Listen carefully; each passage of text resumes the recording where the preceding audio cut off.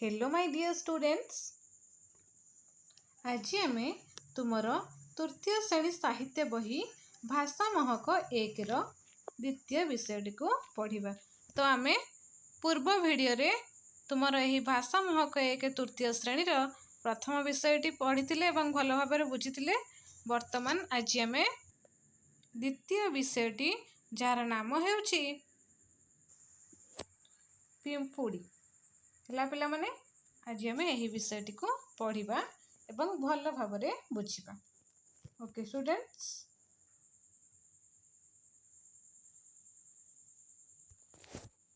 पिंपुड़ी तुम मैंने समस्ते पिंपुड़ी देखिच ना नहीं? तुम मैंने सब कला पिंपुड़ी, नाली पिंपुड़ी आउ कि केते सब पिंपुड़ी देखिच जणिब। ओके पिला माने एठी पिंपुड़ीर चित्र मध्य दे देछि हैला। पिला माने तुम सब पिंपुड़ी देखिच ना नहीं? ओके देखिथिब निश्चय। तो देख, मामुनी देखी पिंपुड़ीटीए, तो मामुनी देखी पिंपुड़ीटीए पाखकु डाकी ताहाकु कहे, केड़े छोटिया होइछु तुही बुद्धिरे तोहर सरिके नहीं। तो मामुनी गोटे तुम भली पिलाटीए, सी पिंपुड़ीटीए को देखिला। मामुनी देखी पिंपुड़ीटीए, तो मामुनी कौन पिंपुड़ीटीए देखिछि। देखिला कौन कहला? पाखकु डाकी ताहाकु कहे, पाखकु डाकी ताकू कहला। काहाकू? पिंपुड़ी को किए ना मामुनी। तो मामुनी पिंपुड़ीटीए देखी ताकू पाखकु डाकी कहला। कौन कहला? केड़े छोटिया होइछु तुही बुद्धिरे तोहर सरिके नहीं। जे तू केते छोट होइछु। पिला माने तुम जेते सब जीव देखिच सबुठु पिंपुड़ी छोट ना नहीं? ओके, पिंपुड़ी सबुठारो छोट। तो मामुनी भी सया कहितला पिंपुड़ी को, केड़े छोटिया होइछु तुही, ते केते छोट होइछु तू, बुद्धिरे तोहर सरिके नहीं हैला। सरी माने सम्मान, माने बुद्धिरे तो सहित कई सम्मान नहांती, माने पिंपुड़ी बुद्धिरे आउ कहा सह तुलना ही करिहबनी से हैला। सरी माने सम्मान बा तुलना हैला।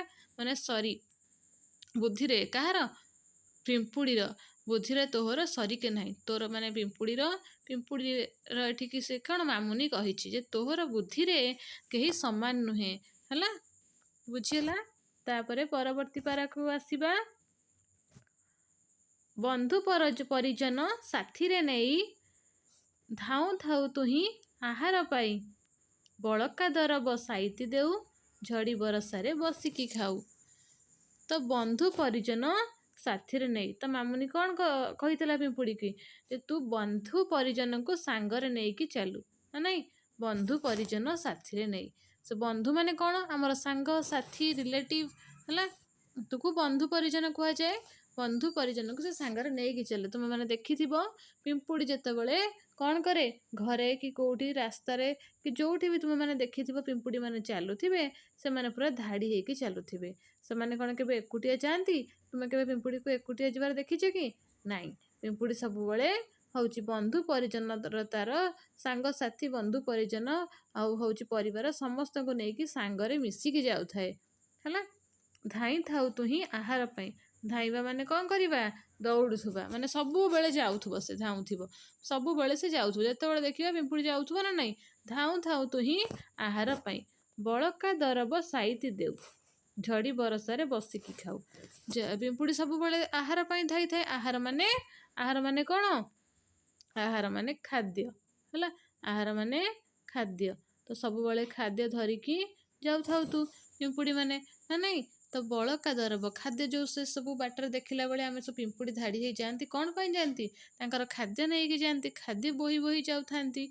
तो बड़का दरब जो सब रहे माने द्रव्य माने जिनिस हैला।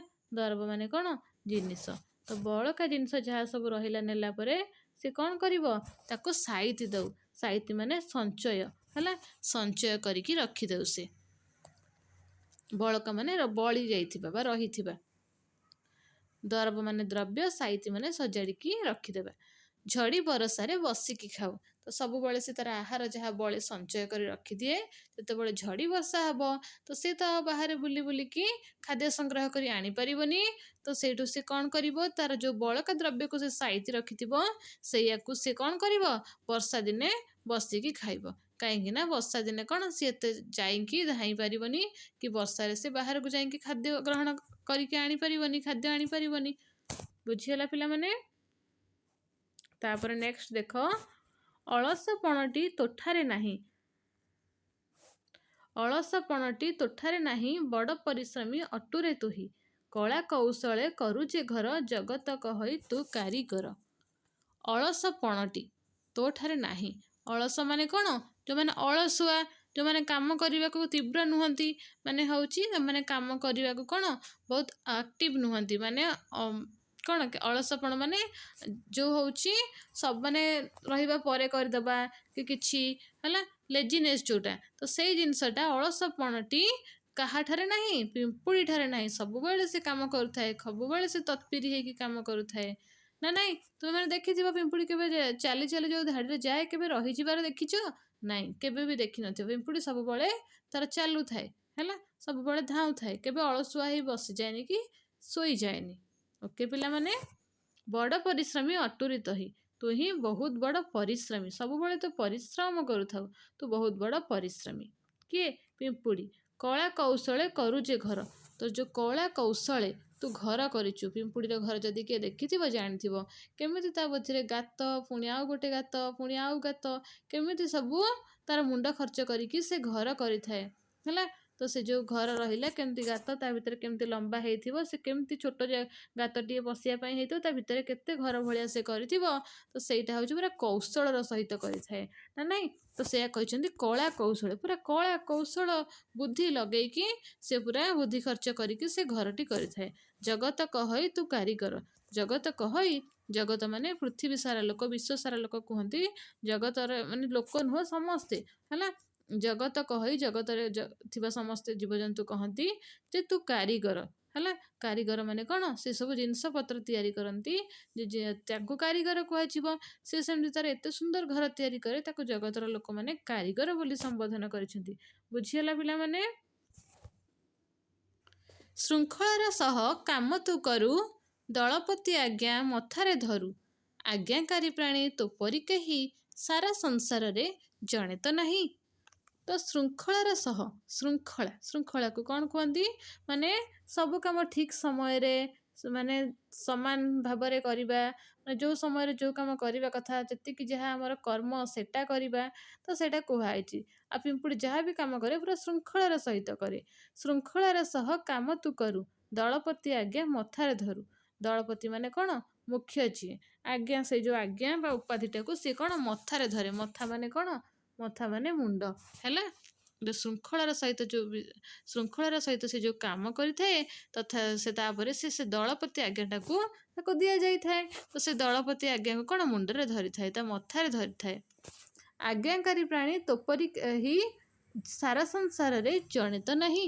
ସେ ତୋ ଭଳିଆ ଯେଉଁ ଆଜ୍ଞାକାରୀ ପ୍ରାଣୀ, ତୁ ଯେତେ କଥା ଶୁଣୁଛୁ, ଯେତେ ପରିଶ୍ରମ କରୁଛୁ, ଯେତେ ହେଉଛି ତୋର ସବୁ ଜାଗାରେ ହେଉଛି ଅଳସପଣ ନାହିଁ, ସେଇ ଯେଉଁ ହେଉଛି ଆଜ୍ଞାକାରୀ ପ୍ରାଣୀ ଅଟୁ ତୁ, ମାନେ ସବୁବେଳେ ସମସ୍ତଙ୍କ କଥା ଶୁଣୁ। ଆଜ୍ଞାକାରୀ ପ୍ରାଣୀ ତୋପରି କେହି। ଯେଉଁ ଆଜ୍ଞାକାରୀ ପ୍ରାଣୀ ରହିଲେ, କଥା ଶୁଣୁଛନ୍ତି, ସେଇଭଳିଆ ଆଜ୍ଞାକାରୀ ପ୍ରାଣୀ, ଯେ ପିମ୍ପୁଡ଼ି ସବୁବେଳେ କଥା ଶୁଣେ, ଆଜ୍ଞାକାରୀ ବହୁତ ସେ, ତ ସେଇଭଳିଆ ପ୍ରାଣୀ ଆଉ କେହି ବି ନାହାନ୍ତି। ସାରା ସଂସାରରେ ଜଣେ ତ ନାହିଁ, ମାନେ ସେ ଆଜ୍ଞାକାରୀ ପ୍ରାଣୀ ଭଳିଆ ସଂସାରରେ ଜଣେ କେହି ବି ନାହିଁ ହେଲା। ସଂସାର ସାରା ବିଶ୍ୱରେ କେହି ବି ନାହାନ୍ତି। ବୁଝିଗଲା? ବେଳହୁଁ ସଜାଗ ଥିଲେରେ ରହି, ବିପଦ ପାଖକୁ ଆସଇ ନାହିଁ। ଟିକି ମୁଣ୍ଡେ ବୁଦ୍ଧି ଅମାପ ତୋର, ଭାବିଲେ ମଥାଟି ଘୂରଇ ମୋର। ତ ସେ କ'ଣ କହିଲା? ବେଳହୁଁ ସଜାଗ ଥିଲେରେ ରହି, ସଜାଗ ମାନେ ବାହାରିବା, ବେଳହୁଁ ମାନେ ସମୟରୁ, ସମୟ ଥାଉ ଥାଉ ଯଦି ବାହାରିବା, ସଜାଗ ହେଇଯିବା ଯେ ଆମର କିଛି ସୁବିଧା ଅସୁବିଧା ରହିଛି, ତ ଆମେ ଯଦି ସଜାଗ ହେଇକି ରହିବା, ମାନେ ଠିକ୍ ଭାବରେ ରହିବା, ତାହେଲେ କ'ଣ ହେବ? ତ ବେଳହୁଁ, ସମୟ ଥାଉ ଥାଉ ଆମେ ସଜାଗ ହେଇ ରହିବା, ଠିକ୍ ଭାବରେ ରହିବା, ପୁରା ତତ୍ପରି ହେଲା, ବାହାରିକି ରହିବା। ବିପଦ ପାଖକୁ ଆସଇ ନାହିଁ, ତେଣୁ ବିପଦ ଆମ ପାଖକୁ ଆସିବ ହିଁ ନାହିଁ। ଯଦି ସମୟ ଥିବା ଯୋଗୁଁ ଆମେ ସବୁ ହେଉଛି କ'ଣ କରିବା? ସଜାଗ ରହିବା। ଏବଂ ଆମେ ସବୁ କ'ଣ ରହିବା? ବେଳହୁଁ ମାନେ ସମୟ ଥାଉ ଥାଉ ଯଦି ଆମେ ସଜାଗ ରହୁଛେ କେବେ, ତାହେଲେ ବିପଦ ମାନେ ଅସୁବିଧା କିଛି ବି ଆମ ପାଖକୁ ଆସିବ ନାହିଁ ହେଲା। ବୁଝିଲା? ଟିକି ମୁଣ୍ଡେ ବୁଦ୍ଧି ଅମାପ ତୋହର, ଭାବିଲେ ମଥାଟି ଘୂରଇ ମୋର। ତ ତ ତୋର ଏଇ ଯେଉଁ ଟିକି ମୁଣ୍ଡେ ମାନେ ଯେଉଁ ଛୋଟ ମୁଣ୍ଡ, ପିମ୍ପୁଡ଼ି ତ ବହୁତ ଛୋଟ, ପିଲାମାନେ ତୁମେ ଦେଖିଛ ତା ମୁଣ୍ଡ କ'ଣ ଆହୁରି କେତେ ଛୋଟ ହୋଇଥିବ ତା ଠାରୁ। ବୁଦ୍ଧି ଅମାପ ତୋର ଯେଉଁ ବୁଦ୍ଧି ରହିଲା, ତୋର ମୁଣ୍ଡରେ ଯେଉଁ ବୁଦ୍ଧି ସେଇଟା ଅମାପ, ମାନେ ମାପି ହେବ ନାହିଁ, ମାନେ ବହୁତ ବୁଦ୍ଧି ତାର। ତ ଜାଣିଲ ନା ନାଇଁ ବହୁତ ବୁଦ୍ଧି କେମିତି ଜାଣିଲ? ସେ ପରିଶ୍ରମୀ, ଶୃଙ୍ଖଳିତ, ଆଉ କ'ଣ କରେ ସବୁବେଳେ ସେ ସଂସାର ଭିତରୁ ସେମିତି କେହି ନାହାନ୍ତି ତା ଭଳି ଯେ ଏତେ ପରିଶ୍ରମ କରୁଥିବେ ନା ନାଇଁ, ବୁଝିଗଲା। ଆଉ କ'ଣ ରହିଲା, ସେ ଆଜ୍ଞାକାରୀ, ବନ୍ଧୁ ପରିଜନ ସମସ୍ତଙ୍କୁ କ'ଣ କରେ ସାଙ୍ଗରେ ଧରିକି ଚାଲେ। ଆଉ ସବୁବେଳେ ସିଏ ହେଉଛି କ'ଣ କରିଥାଏ, ତାର ଯେଉଁ ଖାଇବା ଦ୍ରବ୍ୟ ଯାହା ବଳେ ସାଇତିକି ରଖିଦିଏ, କିଛି ନଷ୍ଟ କରେନି, ସାଇତିକି ରଖିଦିଏ, ବର୍ଷା ବେଳେ ତାକୁ ଖାଇକି ରହିବ। ଆଉ ସେ ଗୋଟେ କାରିଗର ନା ନାଇଁ। ତ ଏସବୁ ଜାଣିଲ ପିମ୍ପୁଡ଼ି ବିଷୟରେ। ତ ପିମ୍ପୁଡ଼ି ଟିକି ମୁଣ୍ଡେ ବୁଦ୍ଧି ଅମାପ ତୋର, ଅମାପ ମାନେ ମାପି ହେବ ନାହିଁ ଯାହାକୁ, ହେଲା, ଯାହାକୁ ମାପି ହେବନି, ମାନେ ଏତେ ଅଧିକା ବୁଦ୍ଧି ତାର ଯେ ମାପି ହିଁ ହେବନି। ଭାବିଲେ ମଥାଟି ଘୁରୋଇ ମୋର, ମଥାଟି ମାନେ ମଥା ମାନେ ମୁଣ୍ଡ, ହେଲା, ମଥା ମାନେ ମୁଣ୍ଡ, ଭାବିଲେ ମାନେ ବସିକି ଭାବିବା ଗୋଟେ ଜିନିଷ ଯେମିତି ଭାବୁଛେ, ହେଲା, ଘୁରୋଇ ମାନେ ଘୁରି ଯିବା, ହେଲା, ଘୁରିବା ମାନେ ତ ତୁମେ ଜାଣିଛ ଘୁରିବା ବା ବୁଲିବା। ତ ସେ କହିଲେ, କିଏ କହିଛି, ମାମୁନି, ଯେ ଟିକି ମୁଣ୍ଡେ ବୁଦ୍ଧି ଅମାପ ତୋର ଯେଉଁ ଏତେ ଛୋଟ ମୁଣ୍ଡ ରହିଛି, ସରି ପିଲାମାନେ, ତୋର ଯେଉଁ ଏତେ ଛୋଟ ମୁଣ୍ଡଟି ରହିଛି, ତୋର ଟିକି ମୁଣ୍ଡ, ଯେଉଁ କୁନି ମୁଣ୍ଡ, ଛୋଟ ମୁଣ୍ଡଟି ରହିଛି, ସେଥିରେ ବୁଦ୍ଧି ତୋର ଅମାପ, ଅମାପ ମାନେ ଯାହାକୁ ମାପି ହେବ ନାହିଁ। ତ ଭାବିଲେ ତୋର ଏତେ ବୁଦ୍ଧି, ଆମେ ଭାବିଲେ ତ ଆମର କ'ଣ ହେଇଯାଉଛି, ଆମର ମୁଣ୍ଡ ଘୁରେଇ ଦେଉଛି, ମୁଣ୍ଡ ବୁଲେଇ ଦେଉଛି। ଓକେ ପିଲାମାନେ, ବୁଝିଗଲା। ତ ପିମ୍ପୁଡ଼ି ବିଷୟରେ ସବୁ ଜାଣିଲ, ପିମ୍ପୁଡ଼ିର ଗୁଣ, ପିମ୍ପୁଡ଼ିର ପରିଶ୍ରମୀ କେତେ, ଆଉ ପିମ୍ପୁଡ଼ିର ଚିତ୍ର ବି ଦେଖିଲ, ପିମ୍ପୁଡ଼ି ବିଷୟରେ ସବୁ ଜାଣିଲ ବହୁତ ଭଲ ଭାବରେ ନା ନାଇଁ ପିଲାମାନେ। ତ ମୁଁ ଆଶା କରୁଛି ତୁମେମାନେ ଏଇ ବିଷୟଟି ବହୁତ ଭଲ ଭାବରେ ବୁଝି ଦେଇଥିବ। ଏଇଟା ବହୁତ ସହଜ ବିଷୟଟି ରହିଛି।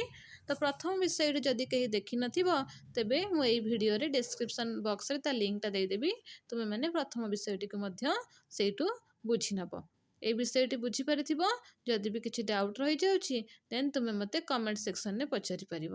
Show okay students, so all the best.